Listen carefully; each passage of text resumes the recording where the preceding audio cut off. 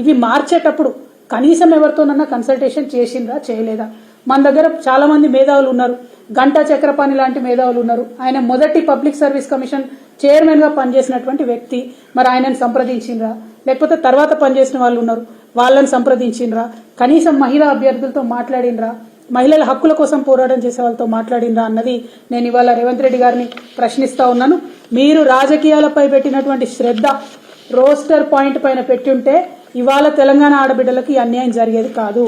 రేవంత్ రెడ్డి గారికి మేము రిక్వెస్ట్ చేస్తా ఉన్నాం, ఈ జీవోను మీరు తక్షణమే తీసేయండి, ఈ జీవోను మీరు వెనక్కి తీసుకోండి. ఎందుకంటే డిపార్ట్మెంట్ వైజ్ గా చూసినప్పుడు ఒక చిన్న గ్రూప్ 4లో ఎగ్జాంపుల్ చెప్తా ఉన్నా, 35 జాబుల్లో పాత రూల్ ప్రకారం 23 మంది ఆడబిడ్డలకు ఉద్యోగాలు రావాలి.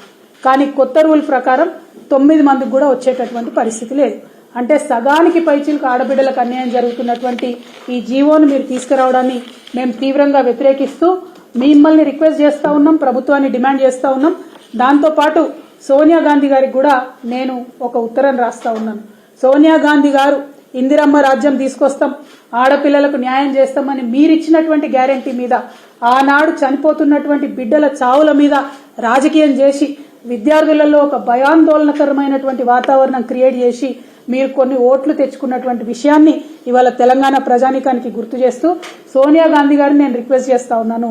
ఈ రాజస్థాన్ విషయంలో సుప్రీంకోర్టు ఇచ్చినటువంటి తీర్పు మరి దేశవ్యాప్తంగా కూడా మహిళల యొక్క హక్కులకు భంగం కలిగించే విధంగా ఉన్నది.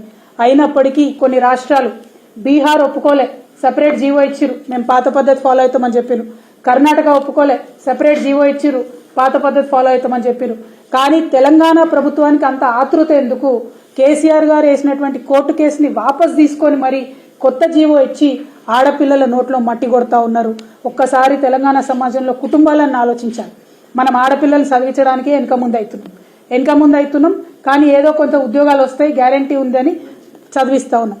ఇవాళ ఆడపిల్లలకు వచ్చే ఉద్యోగాలకు గ్యారంటీ లేవంటే కనీసం వాళ్ళ చదువులు కొనసాగే పరిస్థితి ఉంటుందా?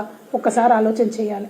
కుటుంబాలు, అన్నదమ్ములు, అక్క చెల్లెలు అందరం కలిసి ఆడబిడ్డల కోసం, ప్రత్యేక హక్కుల కోసం కొట్లాడేటటువంటి సందర్భంలో ఉన్న హక్కులను కాలరాస్తున్నటువంటి ప్రభుత్వాన్ని దయచేసి నిలదీయవలసిందిగా నేను ఆడపిల్లల్ని, ముఖ్యంగా కుటుంబ సభ్యుల్ని, ఎందుకంటే మా హక్కుల కోసం మా అన్నదమ్ములే కొట్లాడాలి, మేము కొట్లాడుకుంటే ముంగటపడం, అందరం కలిసి కొట్లాడితేనే ముంగటపడతాం. కాబట్టి ఇది చాలా దారుణం, చాలా అన్యాయం.